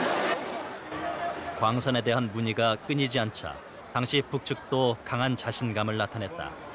우리 평강인도 광산은 생산 기초 능력이 연산 100만 톤 처리 능력으로 되어 있습니다. 생산 능력 확대를 위해서 전시에 나왔습니다. 지난날에는 이렇게 외국에 나와서 파는 게 없었습니다. 근데 지금은 이제는 국내에서 생산도 많이 되고 때문에 앞으로 대대적으로 많이 무역을 하려고 합니다. 투자 설명회 역시 성황을 이뤘다. 철광석하고 무연탄 하는 기업을 찾습니다. 개별 상담 시간. 북한 기업가들은 투자 유치에 강한 의지를 드러냈다. 투자를 위해 북한은 회사 대표가 직접 참여해 기업 홍보에 앞장섰다. 김정일 때와는 확연히 다른 모습이었다. 조선과 중국이 합작할 수 있는 가능성도 많고 전망도 좋다. 문제는 구체로 만나서 서로 의사소통도 하고 이렇게 하면 합작 가능성이 풍부하다는 걸 느꼈습니다. 당시 현장에서만 70건이 넘는 투자 의향서가 체결될 정도였다. 이번 회의 성과가 아주 큽니다. 두 나라 경제 무역 이 측면에서 많은 성과가 이룩되기를 바랍니다. 당시 주목할 만한 행사가 하나 더 있었다. 북한 노동자 송출 상담회였다. 북한이 중국에 대규모로 노동자를 파견하기 위해 마련한 자리였다. 노동력 수출을 외화벌이의 한 축으로 삼으려던 북한의 의지가 드러나던 현장이었다. 그리고 북한의 값싼 노동력을 통해 동북 지역 경제를 활성화하려는 중국의 이해관계가 맞아떨어지면서 상담회의 열기는 뜨거웠다. 중국은 북한과의 국경 곳곳에 산업단지를 건설하는 데 적극적이었다. 북한도 중국 자본을 받아들여 세관을 신축하고 주변을 정비했다. 제작진은 중국의 한 국경 도시에서 대규모 산업단지 건설을 확인했다. 세계 공장 노릇을 하던 중국도 경제 성장과 함께 3D 업종 기피 현상이 생겼다. 북한은 중국의 외화벌이 노동자를 대대적으로 송출해 그 빈자리를 메우고 있었다. 봉제 공장이 밀집해 있는 중국의 한 공업단지. 이곳에선 김정은 집권 초부터 북한 여공들이 대거 목격되고 있었다. 한 봉제 공장에 들어가자 20, 30대 여공 수백 명이 재봉틀을 돌리고 있었다. 곳곳에서 우리말로 된 구호와 표지판을 쉽게 찾아볼 수 있었다. 어디서 왔어요? 언제 오래됐어요? 얼마? 북한 여공들은 책임감이 강하고 손재주가 좋아 생산성이 높을 뿐만 아니라 불량품도 거의 없다고 한다.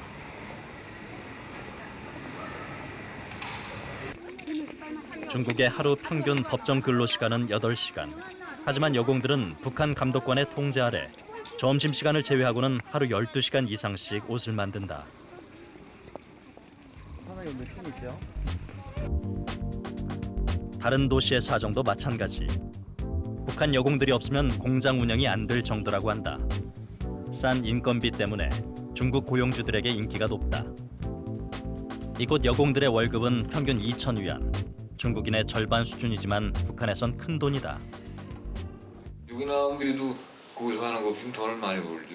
동국이 많거든요. 거기서 뭐 한 달만 타도 뭐 조선에서 일해야 뭐 기정도로 뭐 몇 년 벌어도 뭐 벌지 뭐 한 달 노임. 이거 3년 벌고 나가면 그래도 조선 가면 한동안 잘 사는데 여기서 1년 벌면 뭐 2, 3년은 일 없어요. 북한 신의주와 국경을 마주하고 있는 단둥. 제작진은 오랜 설득 끝에 북한 노동자를 만날 수 있었다. 식당에서 허드렛 일을 하는 그는 평양에서 목수로 일했었다. 말도 안 통하는 낯선 땅 중국에서 가족과 떨어져 지낸 지 어느덧 3년째. 돈을 모으기 위해 상품 포장 및 청소 등 닥치는 대로 일을 했다.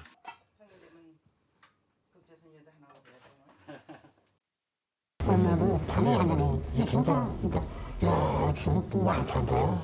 3m 타고 야 나도 거기서 이쪽에 있었거든. 나중에라고 밤에 저기도 야 그러면 나 나갔던 낮에도 자고 밤에도 나갔다고 그러죠. 그렇게 말하죠. 아무리 일이 힘들고 타향살이가 고단해도 북에 두고 온 가족을 위해 버틸 수 있다는 북한 노동자. 그의 꿈은 하루빨리 돈을 모아 고향에 돌아가는 것이다. 제 섹시 아이들 그게 매일 살면서 나서간다고 그래. 부모도 저희 돈 먼저 벌면 돈 부모도 주고. 일손이 부족한 중국 농촌에서도 북한 노동자는 없어서는 안 될 존재다. 김정은 집권 이후 이렇게 일하고 있는 북한 노동자 수는 적어도 수만 명에 이를 것으로 추산된다. 중국 사람들이 버는 절반은 준다. 전 사람들이기 때문에 익히든 알고 왔단 말입니다. 그 사람이 100원 벌면 전 사람은 50원 정도 벌고 일하는 좀 낫다.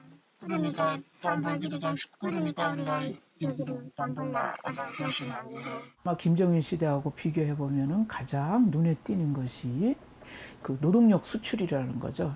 사실 과거에는 북한 인민을 해외에 내보내서 그들이 그 노동 활동을 해가지고 외화를 벌어들인다라는 관념을 사실은 소극적으로 생각했다고 봅니다. 근데 김정일 시대는 그 부분에 사실 좀 적극적으로 생각하면서 제가 보기엔 적어도 최소 2배 이상 김정일 시대보다는 엄청 성출을 한 것으로 여겨지고요. 북한 노동자들은 유럽에서도 활발히 일을 하고 있다. 냉전시대 공산국가였던 폴란드. 대규모 아파트 단지 건설 현장에서 북한 사람들을 만나는 것은 그리 어려운 일이 아니었다. 폴란드 정부는 북한 노동자 400여 명이 정식으로 비자를 발급받아 활동하고 있다고 밝힌 적이 있다. 이들 대부분은 건설 현장과 농장, 조선소 등에 파견된 상태다.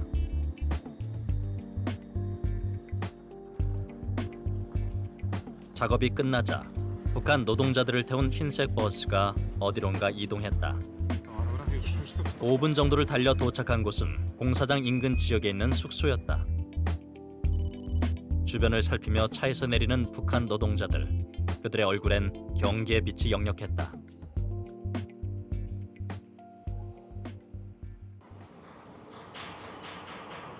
발트해 연안에 자리 잡은 폴란드의 한 조선소.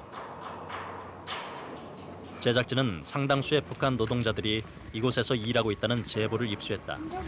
Ja mam takie pytanie. Szukam generalnie chłopców do pracy i chodzę właśnie robię objazd postocznia.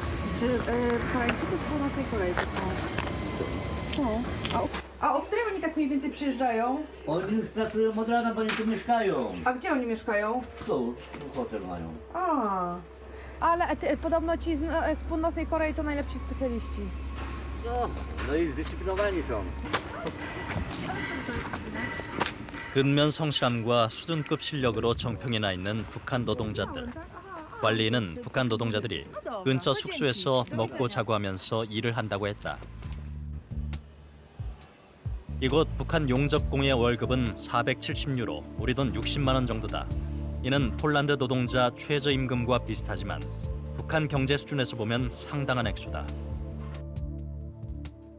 제작진은 조선소에 보수 작업을 위탁하기 위해 인력을 모집하러 다니는 파견 근로회사 직원으로 위장하고 다시 조선소를 찾았다.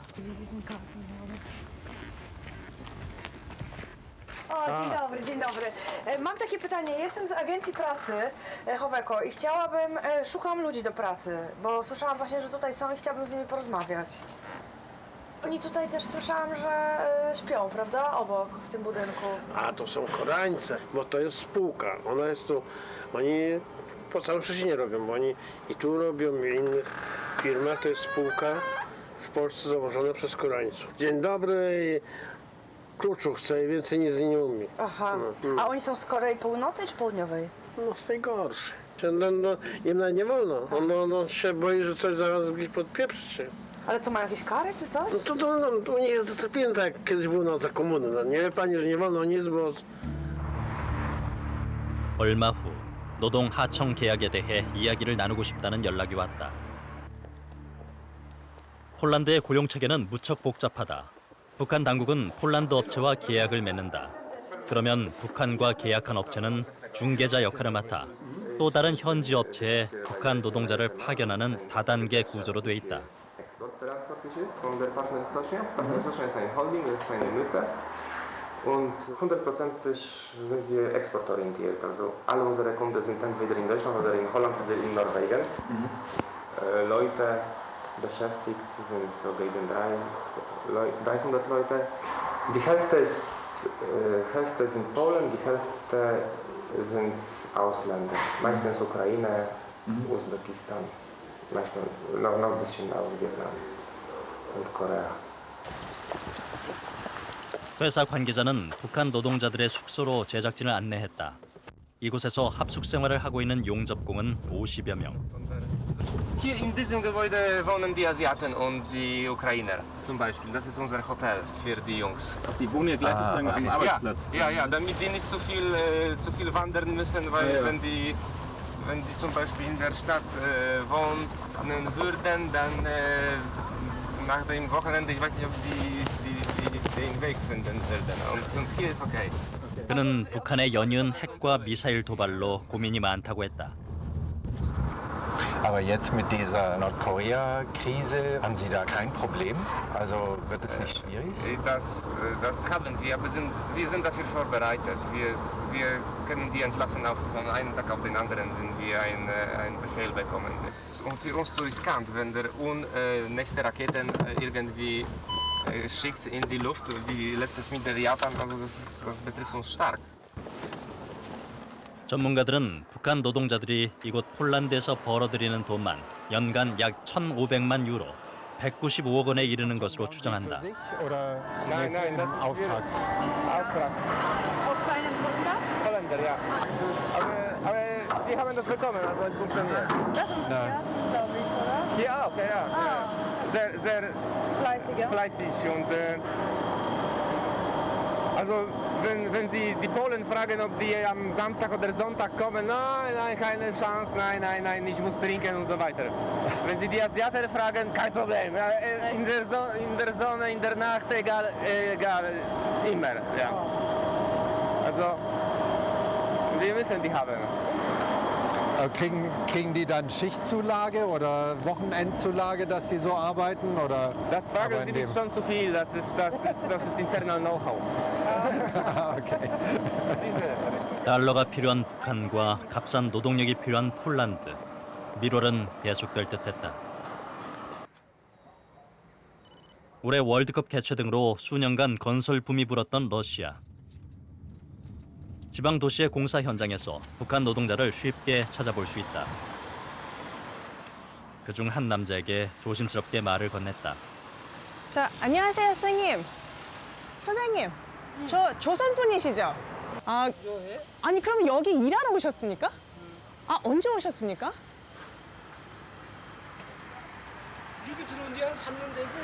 3년 되셨습니까? 3년 되고 매해 왔다 갔다 하지 뭐 집에.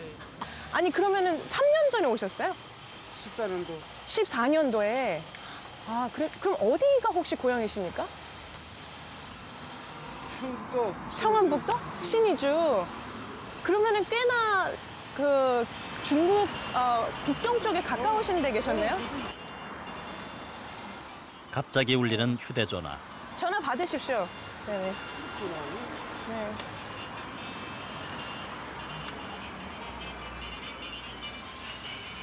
일할 때는 좀처럼 울리지 않는다는 전화.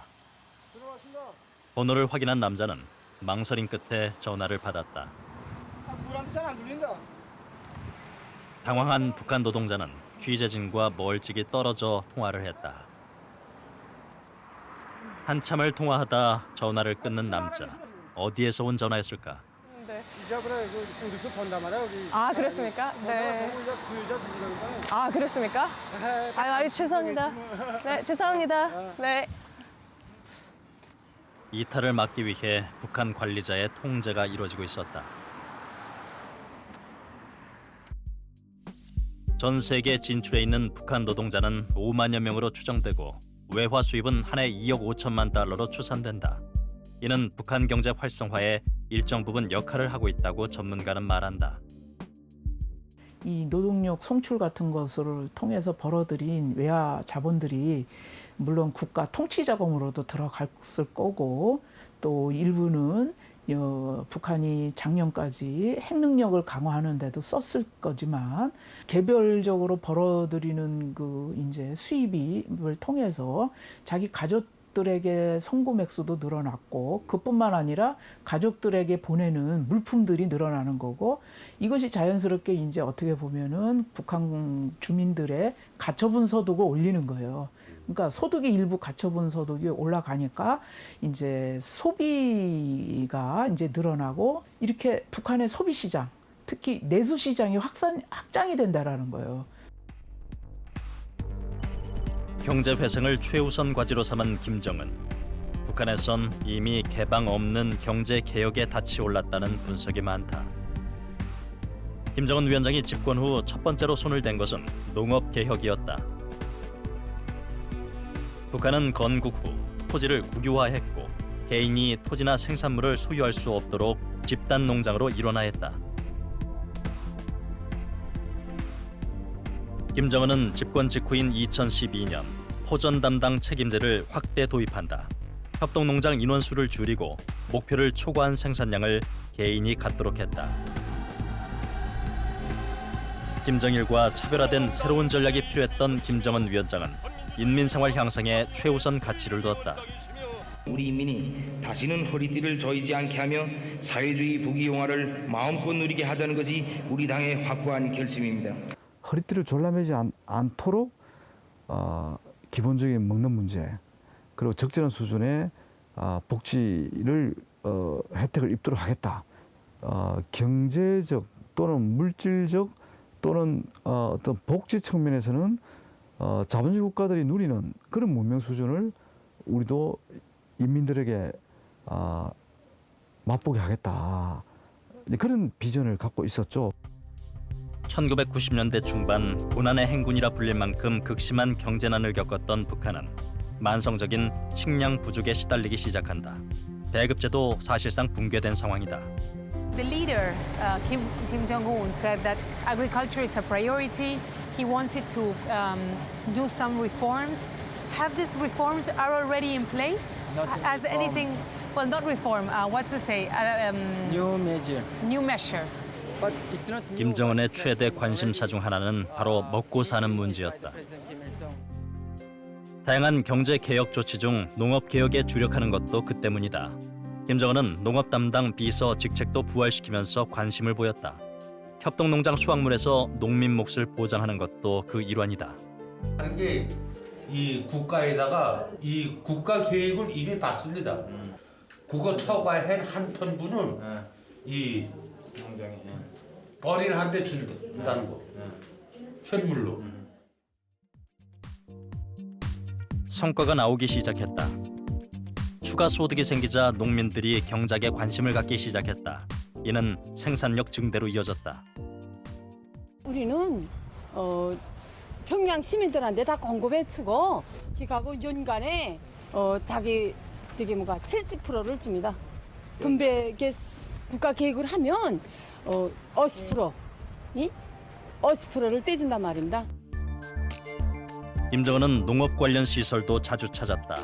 경제 개선의 첫걸음으로 농업 개혁을 선택한 김정은. 생산물의 유통 분배를 국가가 관리하는 사회주의 경제 시스템에서 벗어난 파격적인 시도였다.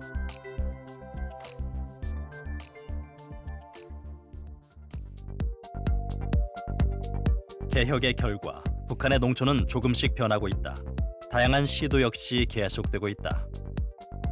아직 일부이긴 하지만 군부가 관할하던 협동농장을 내각으로 이관하고 일부 협동농장에 인센티브를 도입하는 실험도 하고 있다.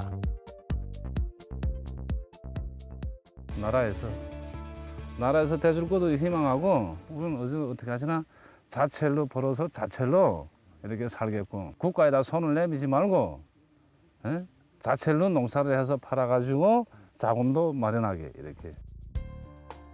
인민 생활의 가장 기본인 농업부터 손을 댄 김정은. 자력갱생과 자급자족을 강조한 북한 농촌에선 실제로 생산량이 늘어났다고 한다.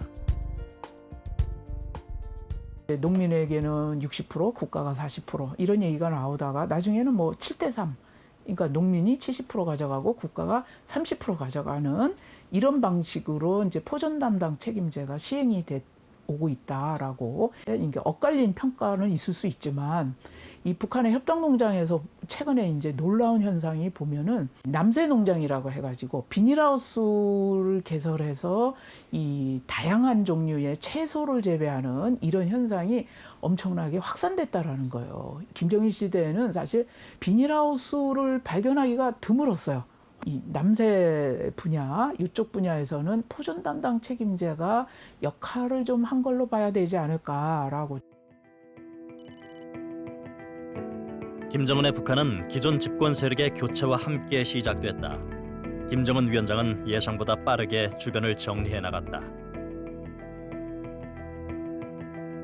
김정일 사망 당시 운구차 곁을 지켰던 북한 최고의 실세들. 20대 어린 후계자의 초고속 세습을 도운 것은 운구차 7인방으로 상징되는 후견인 그룹이었다. 아버지의 죽음과 함께 급작스레 등장한 김정은은 집권 초 운구차 7인방의 조언을 받았다. 군사 분야에서 김정은의 스승 역할을 한 리영호, 고모부 장성택이 대표적이다. 김정일 시대의 핵심 간부들은 김정은 집권 후에도 그 세력을 이어갈 것으로 보였다. 하지만 예상은 보기 좋게 빗나갔다.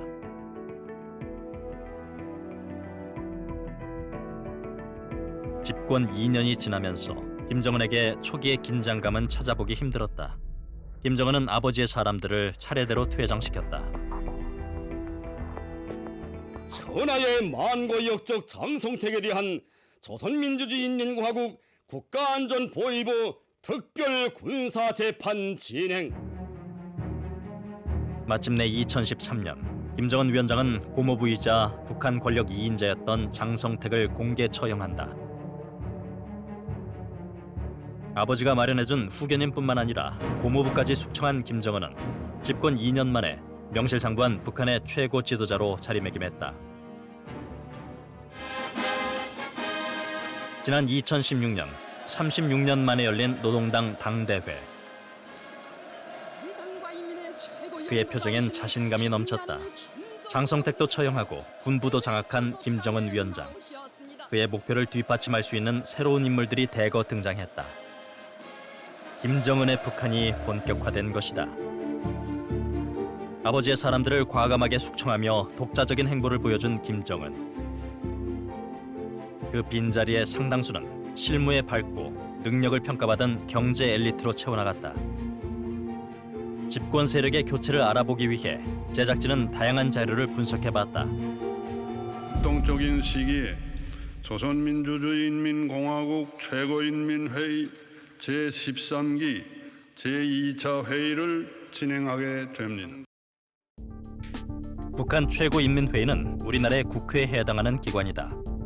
국회의원에 해당하는 인물은 최고인민회의 대의원으로 불린다. 김정은 시대의 대의원들은 김정일 시대에 비해 평균 나이는 5살가량 어려졌고 출신 지역과 대학도 다양해졌다. 김정은은 최고 권력기구인 정치국에 대한 대대적인 인사 개편도 단행했다. 집권 초와 비교하면 단 2명을 제외하고 모두 새로운 인물로 교체했다. 김정은의 이번 인사에서 사회주의 경제 강국을 만들고 싶어하는 열망을 볼 수 있었다. 그래서 이를 받들어 추진해 나갈 측근 참모진을 정비한 것이다. 김정은 시대의 집권 이후에 세대 교체가 이제 아주 고속도로, 빠른 속도로 광범위하게 진행이 됐고, 정부국의 이제 부위원장들을 대폭 개편하면서 경제 관련 엘리트들을 대거 등용을 했습니다. 김정은과 북한 경제 엘리트들의 열망을 뜻밖의 싱가포르에서도 확인할 수 있었다. 싱가포르는 북한의 경제 개혁 모델로 꼽히는 곳이다. So this is a public housing project in Singapore. We always bring the North Koreans here to visit because the North Koreans are always very interested in how Singaporeans lived and what they can learn from it. So we like to bring them to visit this place. 싱가포르의 민간 단체 조선 익스체인지는 북한과 싱가포르를 오가며 북한 사람들에게 경제 개발 정책을 교육하고 있다. 주로 북한의 기업가와 젊은 엘리트들이 그 대상이다. 조선 익스체인지 대표는 평양을 다녀올 때마다 북한이 아주 빠르게 변화하고 있음을 실감한다고 말했다. So this is an exercise around this takes place in what North Koreans call the Grand People's Study House. Since the 90s, I think the North Korean economy has changed a lot. And we were in North Korea for the last 11 years, and we have seen a lot of those changes happen during the time we were there. So I think one is that we notice a lot of people, especially young North Koreans, all want to do business today. They're very interested in developing the economy, but they're also very interested in taking their ideas and building their own businesses. So, what we've seen is that when we brought the North Koreans to Singapore to learn about incubation and how incubators help startups, they went back and said, we want to do the same thing in North Korea. 지난 5월에도 평양에서 엿새 동안 경제 세미나를 열었다. 북한의 기업가와 학생들을 대상으로 한 브랜드 마케팅 강의였다. 북한 사람들에겐 다소 낯선 교육이었지만 강의에 높은 관심과 열의를 보였다. 조선 익스체인지라는 이 단체가 2010년 정도부터 여태까지 평양에 들어가서 소위 말하는 평양의 이 엘리트들을 대상으로 이제 경제 교육, 시장 경제 교육을 하고 있는데요. 아직까지 그렇게 많은 인원이 이 교육을 수강한 것 같지는 않습니다. 그러나 이 시장 경제 교육이라는 것이 여지껏 계속해서 이루어질 수 있었다라는 것은 그만큼 이제 이 북한에서 시장 경제에 대한 관심이 높고 특히나 이제 이를 통한 경제 개혁 개방에 많은 관심을 가지고 있기 때문에 이루어진 것이라고 생각이 됩니다. 2015년 신년사에서 김정은은 수입품을 선호하는 것을 질타하며 국산품 애용을 강조했다. 모든 공장 기업소들이 수입병을 없애고 원료, 자재, 설비 국산화를 실현하기 위한 투쟁을 힘있게 벌이며 김정은이 경제 엘리트들과 함께 기업 개혁에도 나선 것이다. 낮은 선봉 경제특구의 한 수산물 공장. 현장을 찾아갔을 때 바다에 나갔던 배가 막 도착했다. 북한 노동자들은 잡아온 수산물을 하역하느라 분주했다.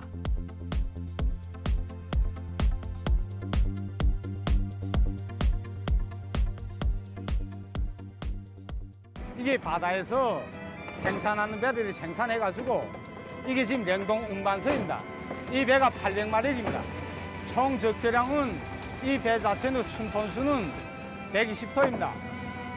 많은 기업 현장에서 지배인에게 자율권을 주고 사장처럼 운영하게 하는 사회주의 기업 책임 제도가 운영 중이다. 이게 지금 어떤 건 얼음이 없구만. 이거 전자 이게 어째 어떤 건 얼음이 없어. 그 선도는 일 없어 지금. 직접 수산물 하역장까지 나와 품질 관리에 신경 쓰는 공장 지배인. 김정은은 생산성 향상을 위해 기업소 책임자에게 품질과 가격, 노동자들의 임금 및 인력 운용에 대한 결정권을 주었다.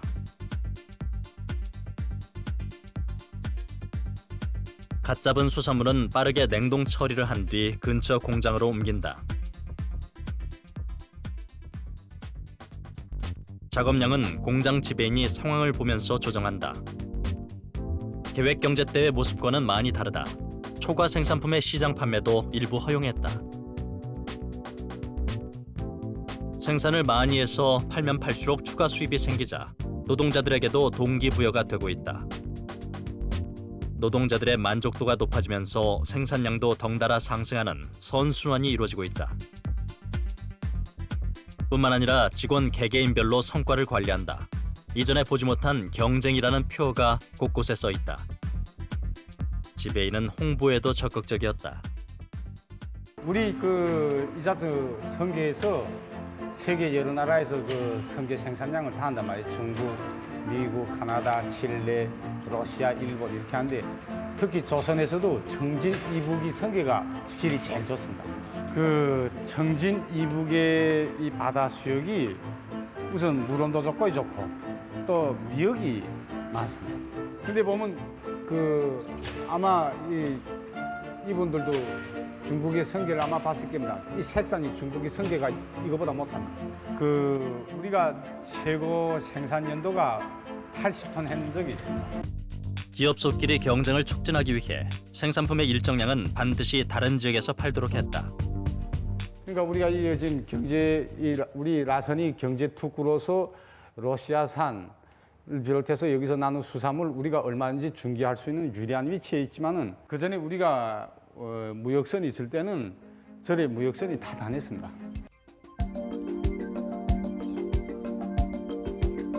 김정은은 역할을 부여하고 그에 따른 책임을 강화해 기업의 체질 개선에 나섰다. 생산 현장을 정상화하려는 것이다. 사회주의 기업 책임관리제라고 하는 것을 도입을 해가지고 기업을 경영하는 이제 일종의 CEO라고 보시면 됩니다. 지배인한테 이 기업의 경영권을 굉장히 많이 이제 부여해주는, 그러니까 자율권을 부여해주는 이런 조치를 내리고. 북한과 같은 사회주의 국가의 배급 원칙은 생산 설비나 그 결과물을 국가가 관리하고 개인에게 재분배하는 방식이다.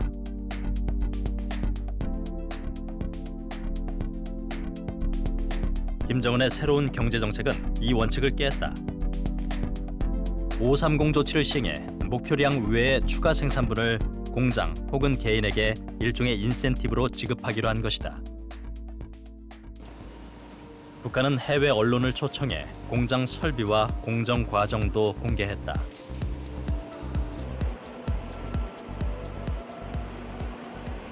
우리는 지난 2년부터 4년간의 생활비가 자기 일하는 것만큼 타게 되는데 5배 이상 올라갔습니다. 타격은 계속됐다. 생산품의 종류와 수량 역시 국가가 전혀 관여하지 않고 기업 수의 재량에 맡기는 사례도 나오고 있다.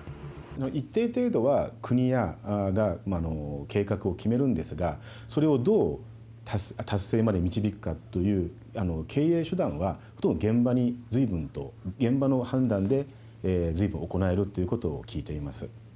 でだからその中で生産計画を超える量とかをきちんと達成できれば一定金額はもちろん国に上納しますが、残り余った分は自分たちで自由に処分をできる。 제작진은 최근 북한의 기업소들이 생산한 제품들을 입수했다. 불과 몇 년 전까지만 해도 중국산이 대부분이었지만 경공업이 발달하면서 최근 북한 제품 비율이 높아지고 있다고 한다. 상품에 대한 상세한 정보를 알려주는 QR코드도 부착돼 있다. 북한 제품들이 양적, 질적 향상을 꾀하고 있는 추세다. 例えば生鮮食料品もそうですし、缶詰とか味噌とか醤油とかそういった基本的な食品が随分国産品が増えてきました。であと品物もやはり増えました。で2012年の時よりは今はだんだんと北朝鮮国産の例えば食料であったりそういったもの、日用品であったりそういったものがかなり増えているようです。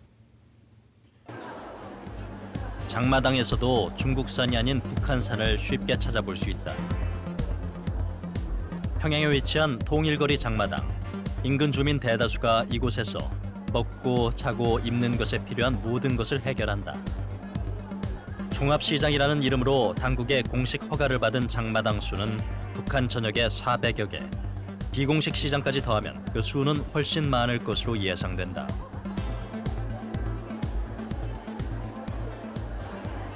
북한 장마당이라고 하면은 고양이 뿔 내놓고도 다 있어요. 근데 고양이 뿔도 원한다면 사람들이 만들어서 팔 정달로. 네, 여기 한국의 순창 고추장도 팔고 있고 한국의 옷 같은 거는 다 너무나도 우선 대중화되다시피 내가 원하는 모든 것을 다 그 수요를 충족시키는 것이 바로 시장입니다. 시장을 탄압한 아버지와 달리 김정은은 장마당을 인정했다. 배급이 끊긴 지 오래인 북한에서 장마당 없이는 살 수 없기 때문이다. 장마당 활성화는 꽉 막혔던 내수 경제에 피를 돌게 했다. 지금 시장은 할머니 할아버지가 견디지 못해요. 완전히 역동하는 시스템이거든요. 딱 젊은이들이 여기서 여기 물건 딱 가져다가 얼마에 시세 차익 내고 완전히 상업화돼 있어요. 그런 게 그저 하나의 경제예요, 완전히. 생산, 소비, 투자, 삼박자를 고루 갖춘 장마당과 함께 북한도 시장 경제의 모습을 서서히 갖춰가고 있다. 김정은 집권 7년 동안 북한은 몰라보게 변화했다. 우선 거리의 표정이 달라졌다. 천편일률적이던 평양 주민들의 옷차림이 과거에 비해 한층 화사하고 세련되졌다. 거리에서 휴대전화를 사용하는 모습도 낯설지 않다. 북한의 휴대전화 가입자는 약 400만 명 이상. 평양 주민의 60%가 휴대전화를 사용한다고 알려졌다. 평양의 젊은이들은 능숙하게 스마트폰으로 게임을 즐긴다.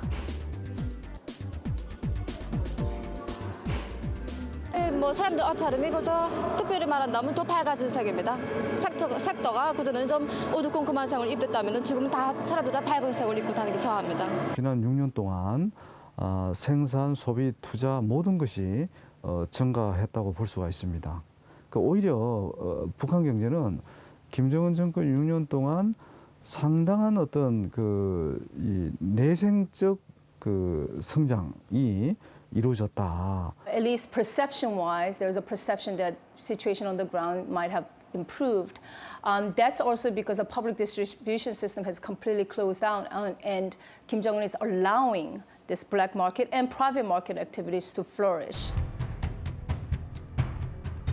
김정은 시대 들어 경제적으로 변화를 꾀하고 있는 북한. 하지만 김정은 위원장에겐 커다란 딜레마가 있다. 바로 핵이다.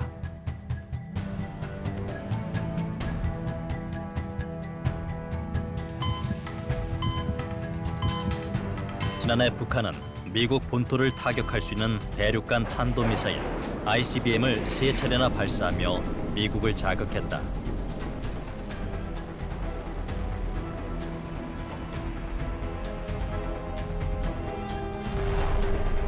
트럼프 대통령은 최대의 압박과 관여라는 새로운 대북 강경 정책을 선언하며 맞섰다. 한반도 주변 해역에 미국의 전략적 자산을 배치하며 힘을 통한 평화를 주장했다. North Korea best not make any more threats to the United States. They will be met with fire and fury like the world has never seen. 김정은 위원장이 결국 6차 핵실험까지 감행하자 미국은 역사상 가장 강력한 경제 제재로 북한을 옴짝달싹 못하게 압박했다.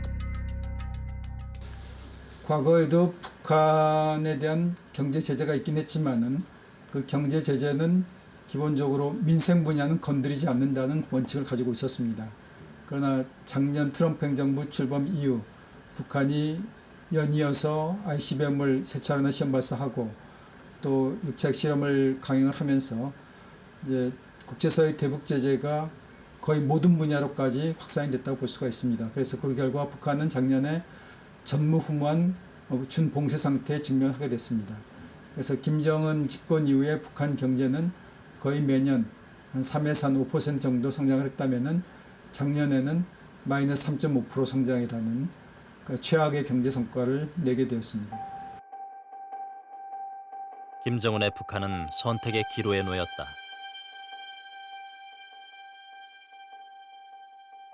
경제 발전을 통해 인민 생활을 향상시킬 것인지, 계속 핵무기를 개발해서 국제사회와 대결할 것인지,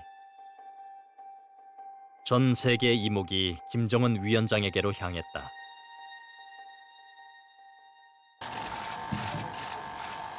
마침내 전쟁 위기설까지 나오던 중에 2018년 4월 극적인 대반전이 일어났다.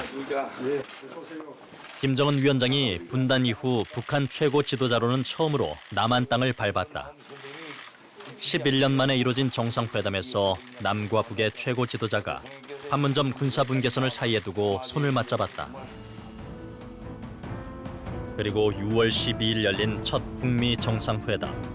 지난 30년간 핵을 사이에 두고 반목과 대결을 거듭했던 두 나라의 정상이 새로운 역사의 문 앞에 섰다. 과연 북한은 핵을 버리고 개혁 개방의 길을 선택할까? 지난 4월 20일 의미 있는 발언이 나왔다. 김정은이 핵 경제 병진 노선 완료를 선언하고 사회주의 경제 건설을 공표한 것이다. 조선노동당 위원장 김정은 동지께서 병진 노선의 위대한 승리를 긍지 높이 선언하시고 당의 새로운 전략적 노선을 제시하셨습니다. 전당 전국이 사회주의 경제 건설에 총력을 집중하는 것, 이것이 우리 당의 전략적 노선이라고 천명하셨습니다. 하지만 갑작스러운 것은 아니었다. 지난 7년간의 신년사로 김정은의 속마음을 분석해봤다. 김정은 위원장의 발언 속에는 힘 있는 경제 강국을 만들고 싶은 강한 의지가 담겨 있었다. 대표적으로 부강 번영, 강성 부흥, 비약, 발전, 경제 발전 등등과 같은 경제 발전을 뜻하는 단어들이 많이 도출되고 있다는 것을 알 수 있습니다. 즉 북한이 이 경제 발전을 통해서 자신들이 궁극적으로 추구하는 강성대국 건설을 이뤄내겠다라는 의지를 강하게 드러내고 있다라고 생각할 수 있을 것 같습니다. 지난 5월 23일 북한 원산공항에 외신 기자들이 모습을 드러냈다. 풍계리 핵실험장 폐쇄를 취재하기 위해 모인 5개국 국제 기자단이다. 그들은 긴 이동 끝에 풍계리에 도착했다. 다음 날 오전 6차례 핵실험이 이뤄진 풍계리에 기자들이 도착하자마자 북한은 핵시험장 폐기를 진행했다.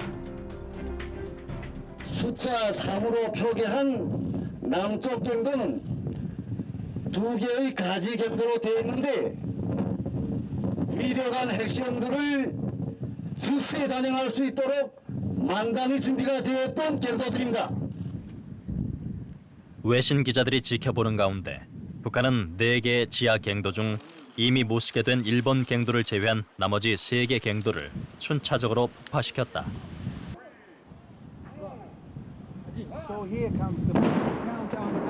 북한은 핵을 버리고 국제사회로 나오겠다는 의지를 풍계리 핵시험장을 폭파하면서 전 세계에 보여주었다. 국제사회는 아직 반신반의하고 있지만 북한은 자신들의 시간표대로 핵 폐기 수순을 밟고 있다고 밝혔다.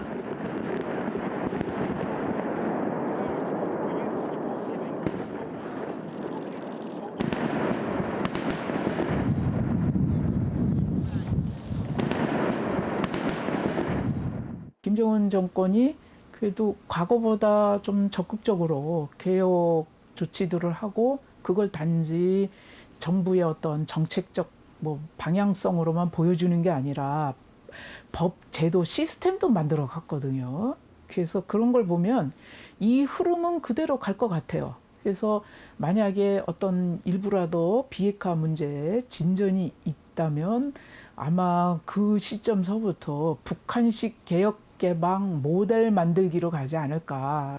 만약에 북한이 핵을 포기하고 ICBM도 포기한다고 하면은 한국이 가지고 있는 한반도 신경제 지도 구상 가지고 북한은 남북 경제 협력의 확대를 기대할 수 있습니다. 그리고 또 북미 관계 정상화가 되고 북일 관계가 정상화되면은 일본으로부터 과거 식민지 통치에 대한 배상금이 들어갈 것이기 때문에 만약 북한이 핵 포기 결단을 내리고 그 방향으로 나간다고 하면은 북한은 앞으로 한 10년 내지 20년 동안 과거 한국의 70년대와 같은 고도 성장을 기대할 수 있을 것이라고 봅니다.